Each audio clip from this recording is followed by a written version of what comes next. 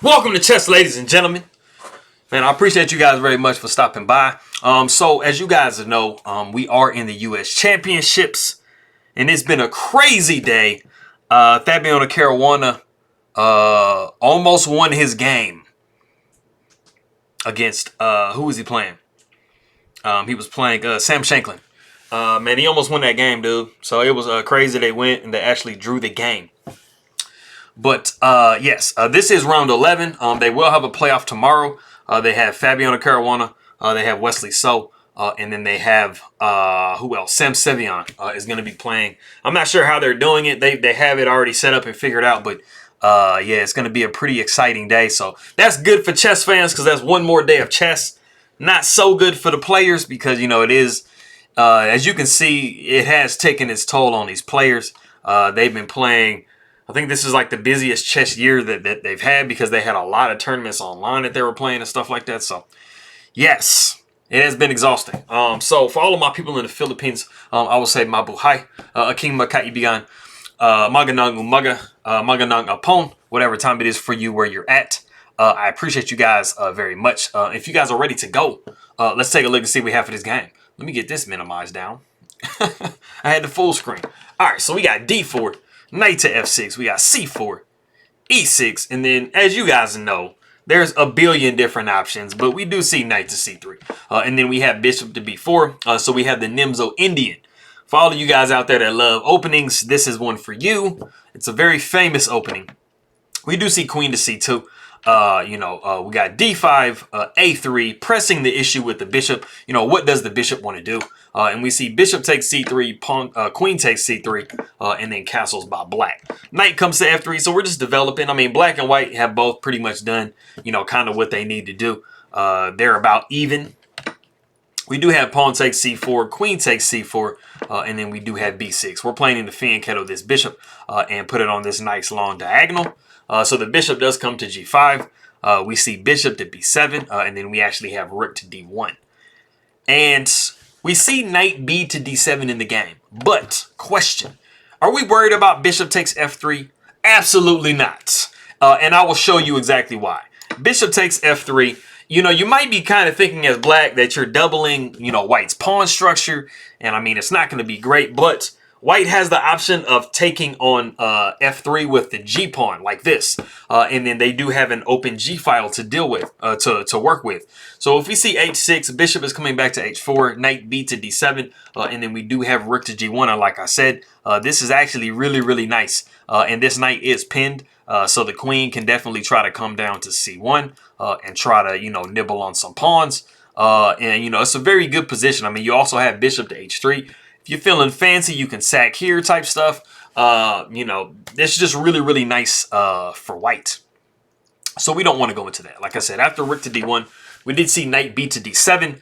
We got knight up to e5. We got h6. Asking a similar question, but with a difference for the g file. Bishop comes back to h4. We want to preserve it. You know, white does have the bishop pair at the moment. So, you know, they're thinking, hey, man, I want to keep my bishops on the board. You know, the two Jans, as they're called. And we do have c5, just attacking this pawn that we have. Because as you can see, backing up, white didn't really have a pawn presence in the center. So, you know, black is trying to attack the only pawn that white has in the center of the board. We do see f3. You know, we're planning to, you know, just support an e4 pawn push. You know, we also are wanting to possibly take away these squares from this knight. We do see pawn takes d4. And we have reached a point in the game that if you don't want to pause the video and see what white can actually play in this position, go ahead and do so. Really? Am I blurry? Come on, son. It's been a minute since I've been blurry back on my computer, so I've been working to get the where it needs to be. Okay, cool. So what we actually see in the game is queen takes d4, and that doesn't really, that doesn't pin anything down. I mean, this knight ends up taking on e5, and then we see queen taking e5, and I mean, you know, the queen is just going to move. It goes to e7 and stuff like that. So that's what we actually see in the game.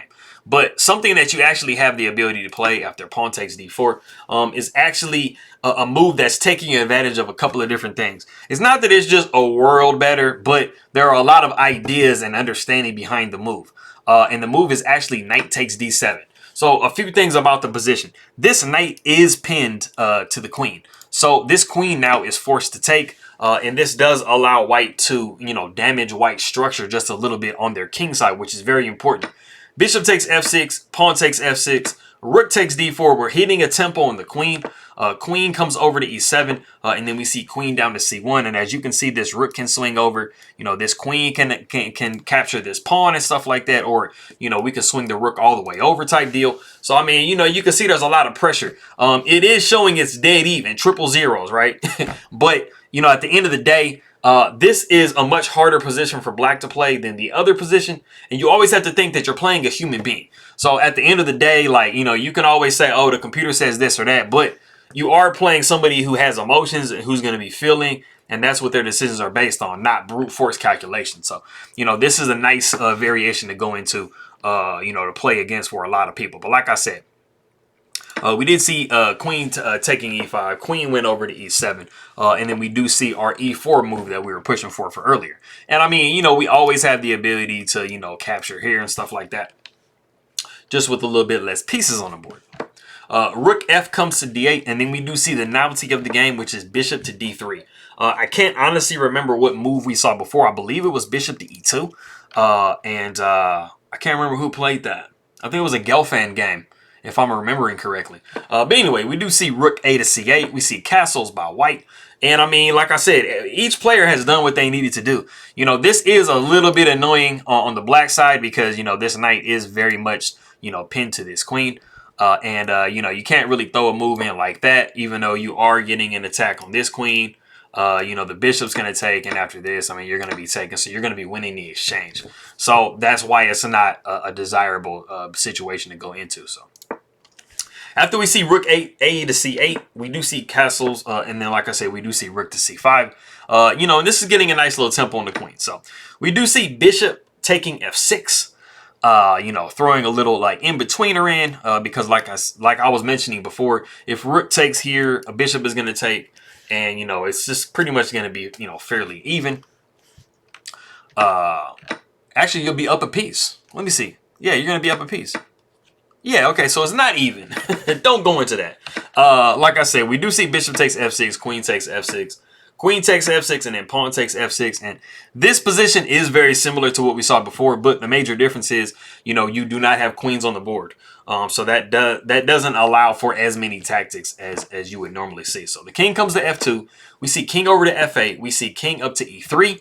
We see king over to e7. So both players trying to get their king into the action. You always want to try to centralize your kings when you get towards an endgame. When the queens are off the board, your king is a lot safer to come out. Always make sure you're calculating and checking first, but usually your king is going to be coming out, stuff like that. So we do see bishop down to b1. We see rook d to c8, just taking over this c file completely. The bishop comes back to d3. We see rook over to d8. Bishop comes back down to b1. Rook d to c8. Bishop comes back to d3. Rook comes to d8, and we do see a draw by threefold repetition. I'm sorry to say this is a draw. I know you guys out there are like, again? Yes, again.